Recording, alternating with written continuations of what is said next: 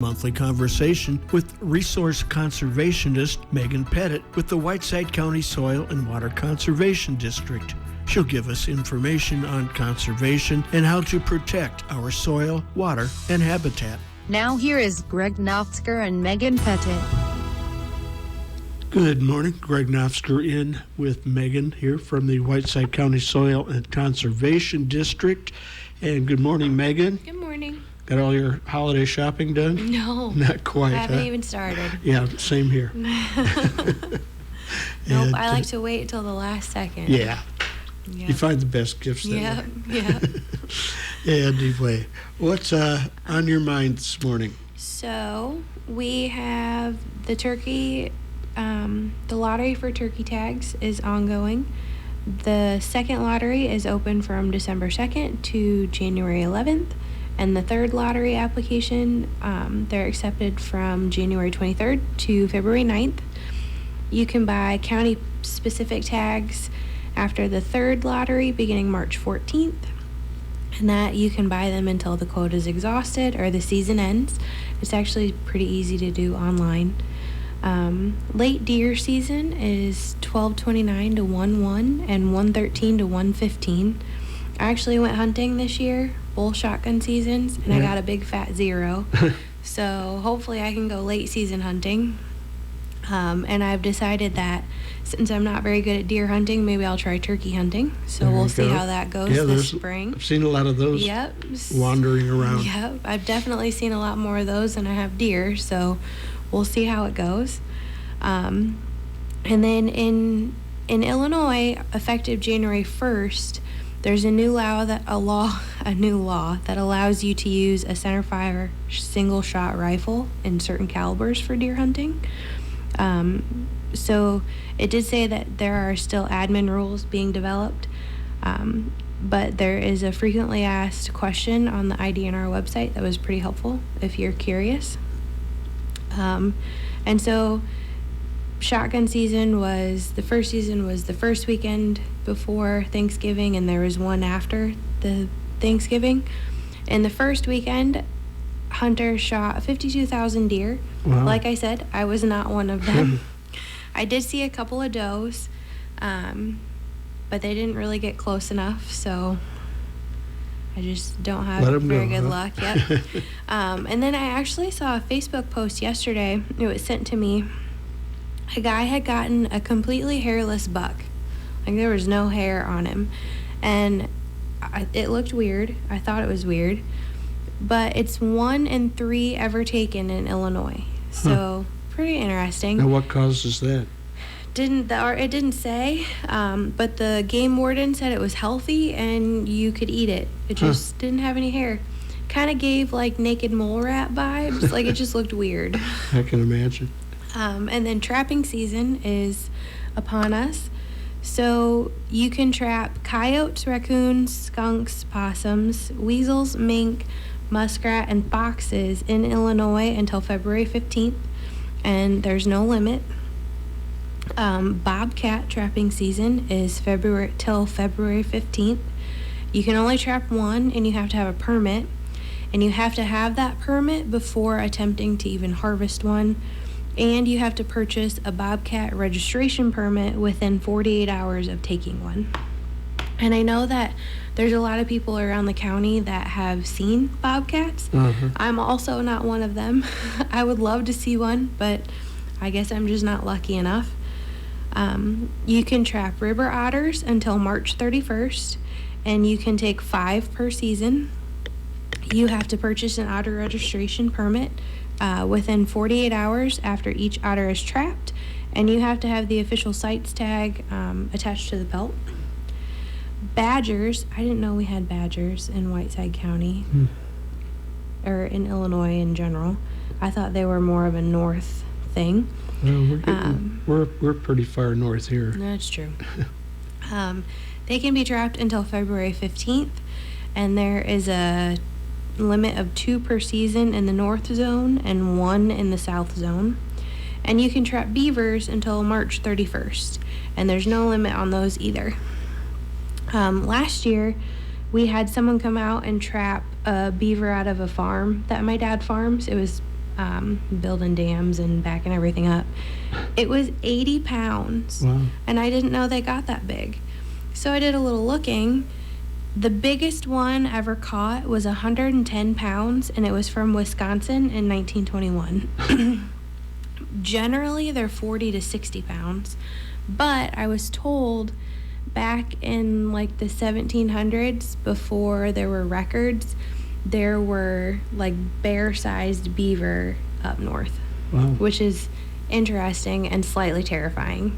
I don't know that I'd want to come across that thing. And then I had a few ice fishing tips. There doesn't seem to be a lot of ice fishing around here, but figured I'd, have a few tips just in case.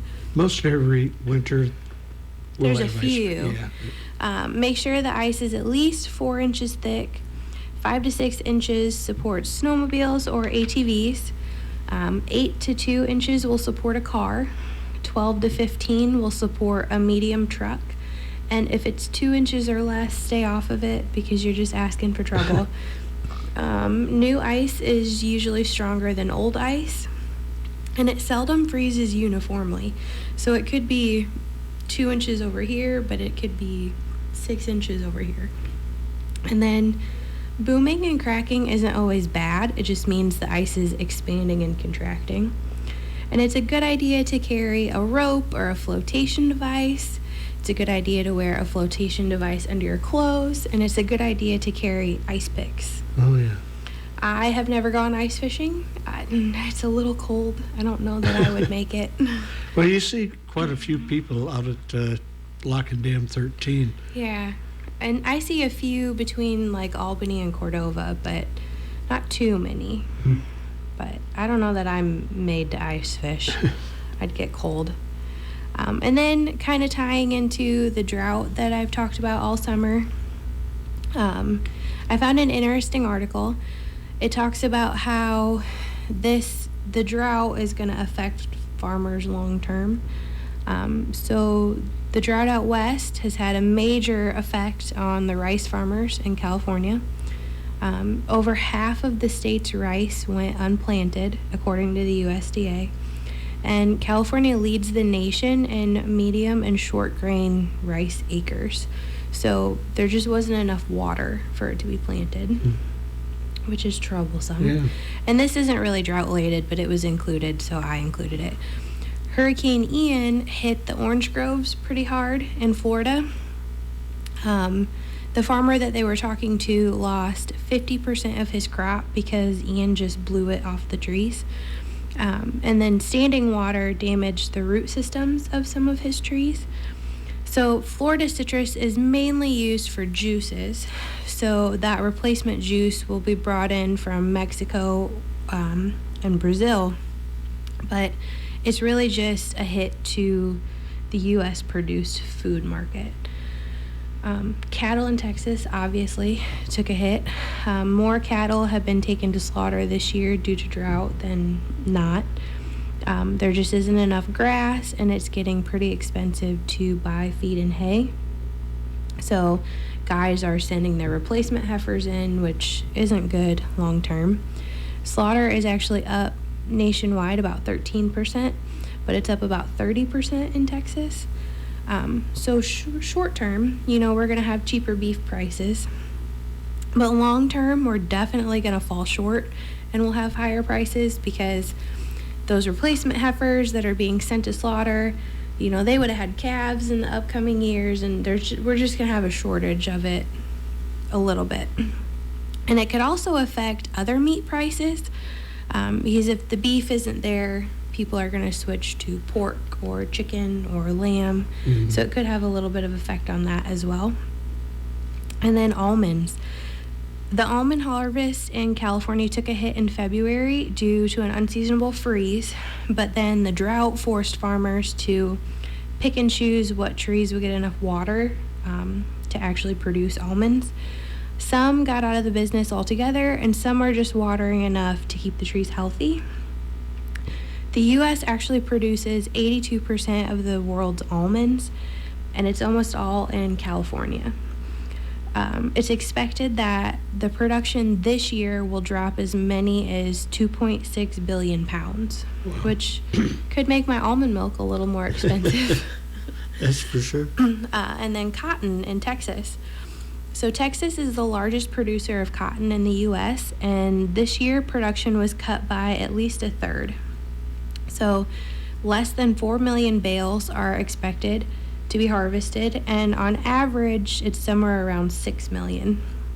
So the abandonment rate is the percentage of unharvested acres compared to the total planted acres, and this year that rate is 68% in Texas. So it's just gives you a little idea how, not having enough rain will affect farmers and consumers Everybody long else. term. Yeah. Yep. So yeah, that's all I had today. All right. Well, hey, let's run over some of the hunting season, what's going on right now, the next couple of weeks. We have in Illinois, late season is the last weekend in December.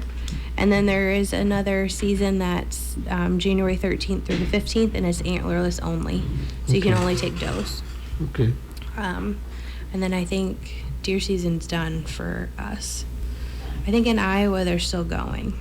I didn't look into the Iowa dates, though. I didn't think about it. Well, you're the Whiteside County gal. So, yeah.